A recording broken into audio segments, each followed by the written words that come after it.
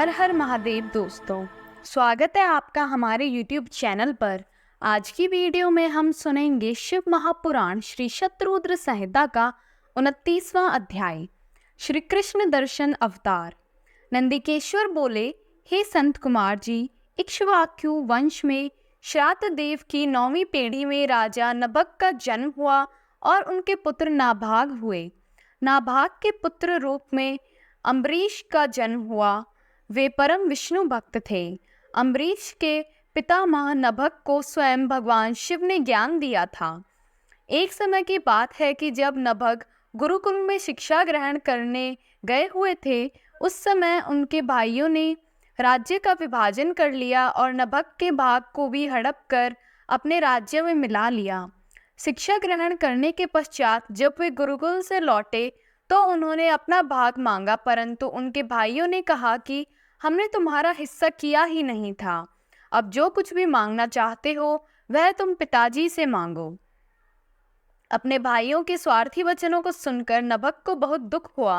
वे अपने पिता के पास गए और उन्हें सब कुछ बताया।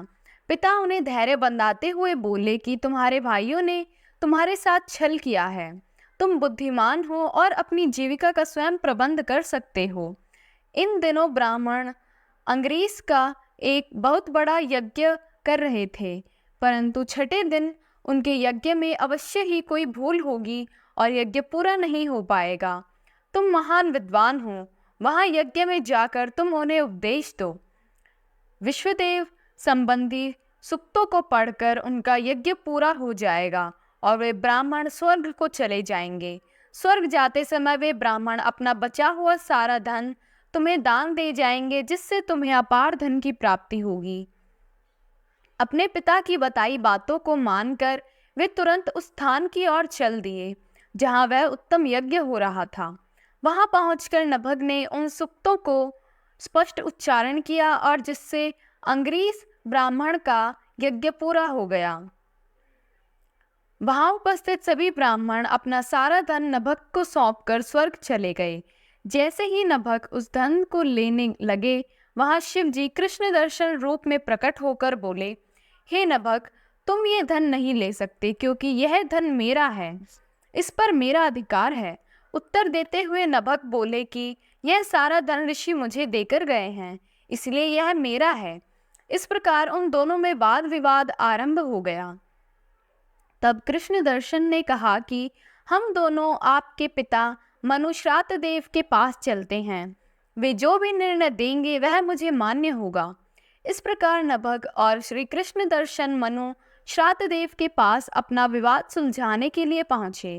उनकी बातें सुनकर श्रात देव ने अपने पुत्र नभग से कहा, हे पुत्र, इस यज्ञ की सभी वस्तुएं देवादिदेव महादेव शिव की ही हैं। यदि वे अपनी कृपा करें तो वह तुम पा सकते हो। तुम उनकी स्तुति करो, वे तुम्हारे अपराध को अवश्य ही क्षमा कर देंगे। भगवान शिव ही अखिलेश्वर और यज्ञ के अधिष्ठाता हैं।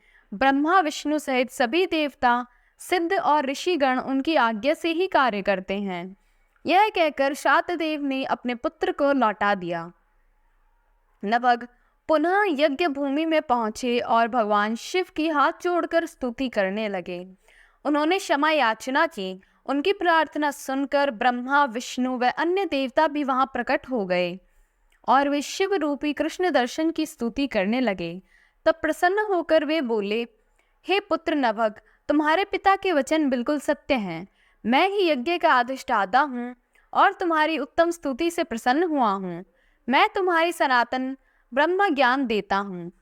तुम महाज्ञानी हो और अभिष्ट फल वस्तुओं का ग्रहण करो। यह कहकर भगवान शिव अंतर्ध्यान हो गए। सब देवता भी उनके गुणों का गान करते हुए अपने अपने धाम को चले गए। श्रातदेव भी नभग के साथ अपने घर चले गए। इस लोक में अनेक सुखों को भोग कर मृत्यु के उपरांत वे शिवलोकवासी हुए। इस प्रकार मैंने भगवान शिव के कृष्ण दर्शन नामक अवतार का वर्णन किया। इसे सुनने अथवा पढ़ने से सभी प्रकार के लौकिक और पारलौकिक मनोवांछित फलों की प्राप्ति होती है। ओम नमः शिवाय।